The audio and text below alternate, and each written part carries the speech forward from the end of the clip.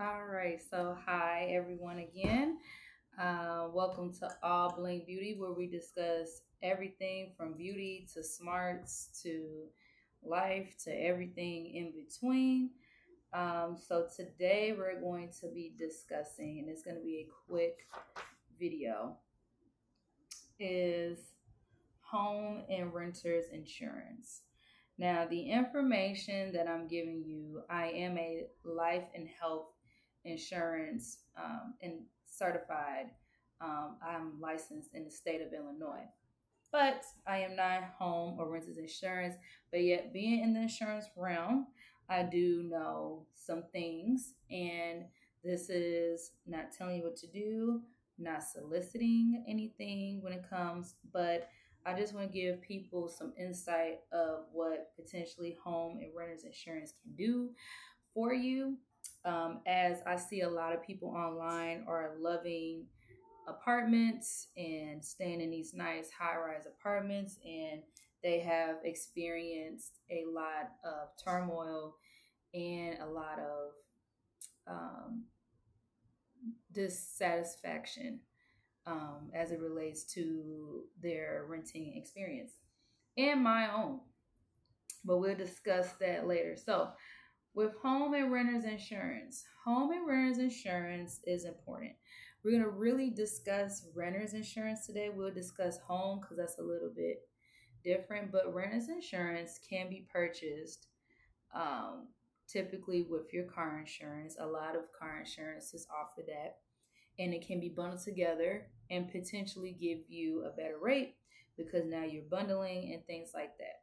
Now, me as an individual being younger, um, again, you would think no, but you're taking the liability off of you when it comes to something happening to your apartment.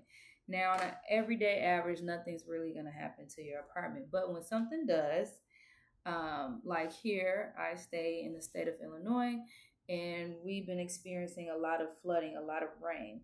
So a lot of people basements got flooded. So if you're renting out a home, even if you're staying like a garden unit, condo, or apartment, again, those can impact your unit. And no, this does not happen, but even in the wintertime, if your sump pump goes out, things like that, definitely want to have renters insurance if you don't stay in the best of neighborhood. Even if you do, God forbid, someone breaks into your home, your insurance can be covering those expenses. Um, you could start off, and I know someone personally where their apartment building did have a fire, and um, their things were impacted, and they didn't have any money to cover those things.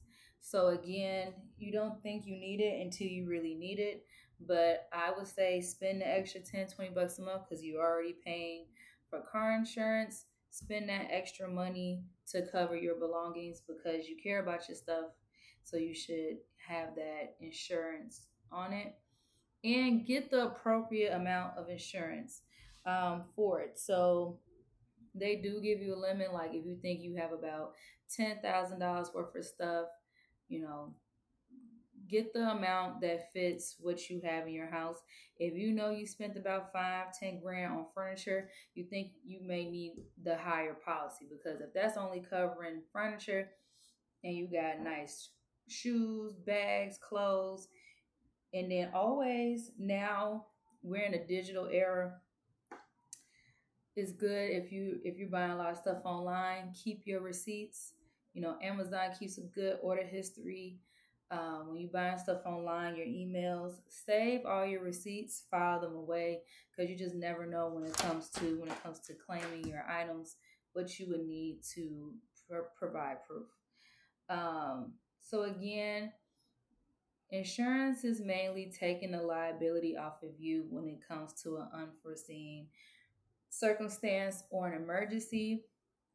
Me, for me in my 20s, it took for me to experience some havoc and to be put out in some situations to where I should have had insurance, and definitely having renter's insurance could have prevented. And when you are in a loss, like renting, and you are impacted and cannot stay in your house, in your apartment, condo, they will pay for a hotel. Now, you may have to pay for it up front, depending on what the policy says, just like, God forbid, if you get into a car accident. But at least you'll be refunded back and you won't be at so much of a loss completely. So I will always suggest to my young people that don't even want to buy a house, or if you don't want to purchase right away, please look into renter's insurance, because you never know when something can happen to your apartment and you may be forced out and you may need to um, seek a hotel or something of that nature. And that insurance, having that insurance on for your apartment, for your rental property that you're renting, can really help. So please don't look at it like it's just throwing money in the toilet. Please don't think of it like that.